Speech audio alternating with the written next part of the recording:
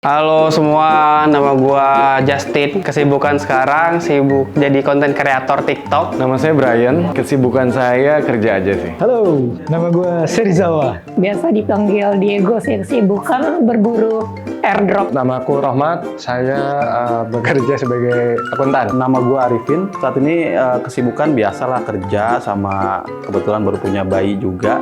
Jadi lagi fokus pembagian tugas sama istri di rumah. Ya, nama gue Roger, gue tukang bersihin karbu. Nama gua Hasbi. Kesibukan gua sekarang kerja di perusahaan swasta. Yang pertama adalah, menurut lu, ejakulasi dini itu ada pengaruhnya nggak sih sama fertilitas?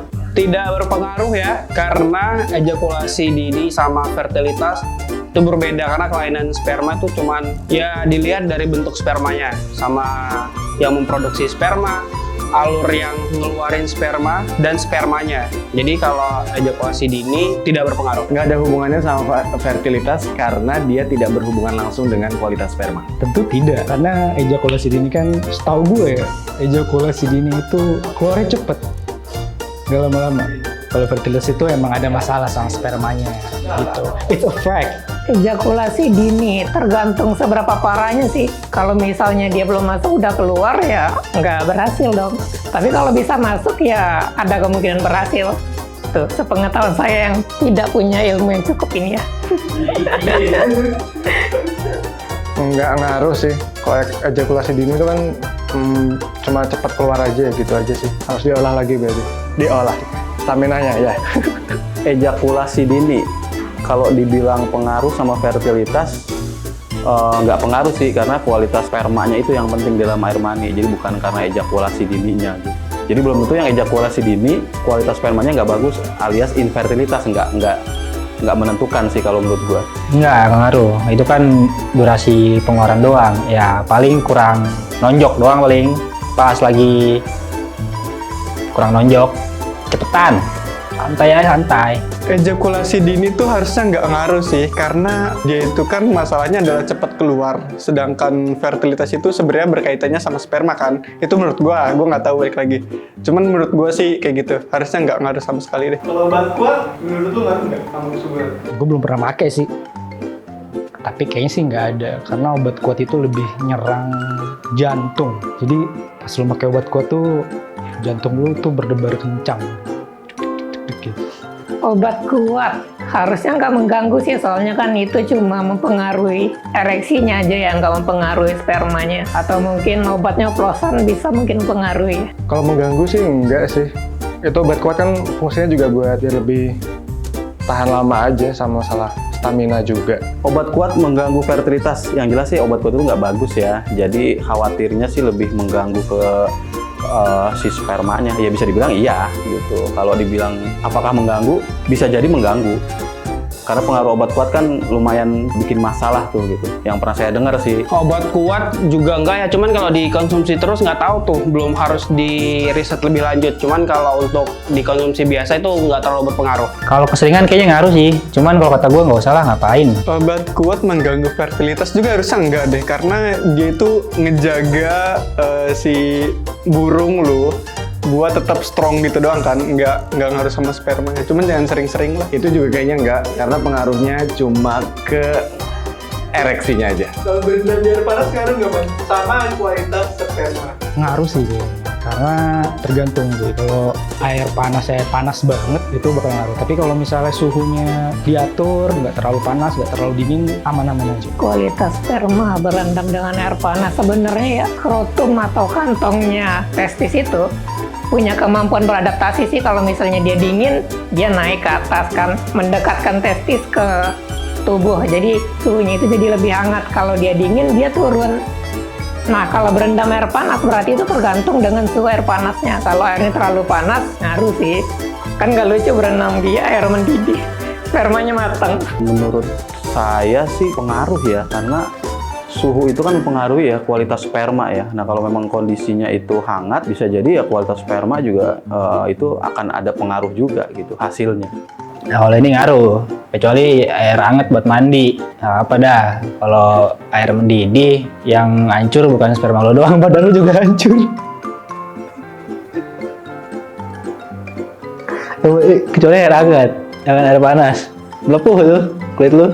Harusnya ngaruh karena bisa ngaruh ke suhu si testis lu dan termasuk si spermanya. Yang itu berpengaruh karena suhu akan mempengaruhi kualitas sperma secara langsung.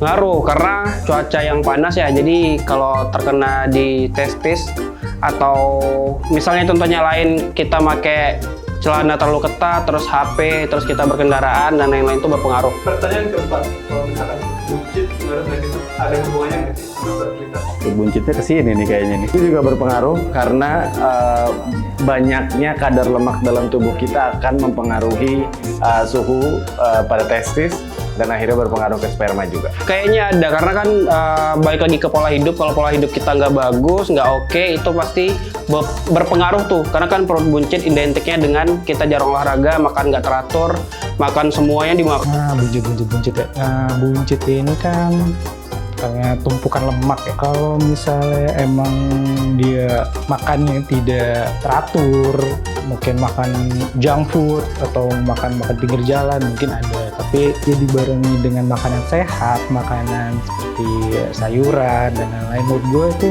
masih oke sih. Nggak ada sih, nggak ada hubungannya sama sekali malah.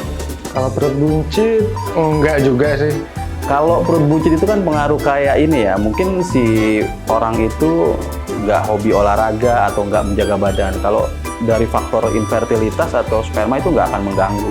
Ya tetap aja, maksudnya spermanya oke-oke aja, bagus. Punya anak pun ya lancar-lancar aja gitu, jadi nggak mengganggu.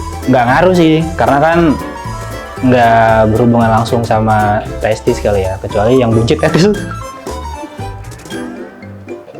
Kecuali yang buncit testis lu, baru dah ngaruh kali. Perut buncit gue nggak tahu sih. Cuman kayaknya gue lihat bapak-bapak yang di dekat rumah gue, anaknya ada banyak kok dan dia buncit. Pertanyaan terakhir, kalau misalkan sperma jarang dikeluarin, menurut lu bahaya nggak sih buat kesehatan? Mungkin berpengaruh tapi nggak terlalu. Jadi kayak bisa tahan, karena kan kita sebulan sekali juga bisa mimpi basah kan, yang dimana kita mengeluarkan itu secara normal dan organik. Cuman ya kalau bisa dikeluarin per 2 minggu atau seminggu ya terserah, apalagi yang udah nikah kan bisa ya rekreasi sama pasangan. Untuk kesehatan ya, karena menurut research yang saya baca itu akan mempengaruhi memunculkan potensi kanker prostat. Menurut gue enggak sih. Kalau bahaya sih enggak ya, cuma kan kalau tubuh kita itu kalau udah lama nggak dikeluarin, ntar dia keluar sendiri lewat mimpi yang iya biasanya. Kalau buat kesehatannya sih kayaknya enggak ya. Cuman kalau buat kayak sperma lu kayaknya ngaruh deh. Soalnya kan dia harus diperbaruin lah istilahnya gitu. Jangan ditahan mulu. Emang jadi duit, kalau jadi duit sih gue tahan, gue juga. Jangan ditahan. Enggak juga sih. Jarang dikeluarin buat kesehatan. Kalau saya sih pendapatnya itu bahaya gitu. Karena biar ada refresh di sistem reproduksi juga gitu. Sperma jarang dikeluarin harusnya nggak bahaya ya, karena kan setahu gua si sperma itu kan steril kan, nggak bahaya sih harusnya buat kesehatan. Cuman kayak anjuran dokter tuh tetap harus dikeluarin gitu, entah berapa lama pun waktunya gitu. Soalnya buat kalau kata kita mah meregenerasi si spermanya gitu. Halo, saya Gito dari Pusat Fertilitas Bocah Indonesia. Jadi buat ayah dan bunda yang rencananya mau promil alami nih, artinya saat terjadinya proses prokreasi ini, air mani yang mengandung sperma harus keluar di dalam vagina. Apabila terjadi ejakulasi dini, maka bisa saja air maninya sudah keluar duluan sebelum masuk ke vagina. Artinya peluang untuk terjadi kehamilan juga akan menurun. Jadi, obat yang membantu ereksi biasanya mengandung fosfodiesterase. Dia diketahui tidak memberikan efek negatif terhadap sperma. Namun, untuk konsumsinya harus sesuai dengan anjuran dari dokter ya.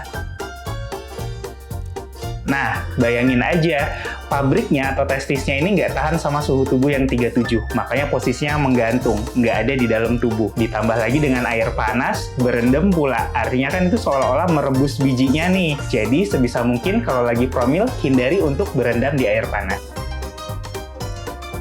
Jadi, kalau untuk ayah-ayah yang obesitas nih, biasanya lemaknya itu kan numpuknya di area perut dan di area selangkangan. Pertama, itu akan menyebabkan suhu area selangkangannya akan lebih panas, yang tentu saja akan mengganggu sperma. Lalu, pada pria dengan obesitas, akan meningkatkan resiko terjadinya kencing manis atau diabetes, yang juga bisa mempengaruhi fertilitas.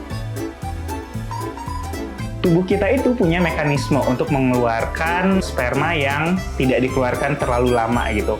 Bisa lewat dua mekanisme. Yang pertama bisa keluar lewat mimpi basah, atau yang kedua dia akan diserap kembali dari tubuh. Jadi nggak usah khawatir kalau kelamaan nggak dikeluarin. Cuman untuk ayah dan bunda yang lagi promil nih, kalau kelamaan nggak dikeluarin, kualitas spermanya akan menurun, terutama dari gerakannya.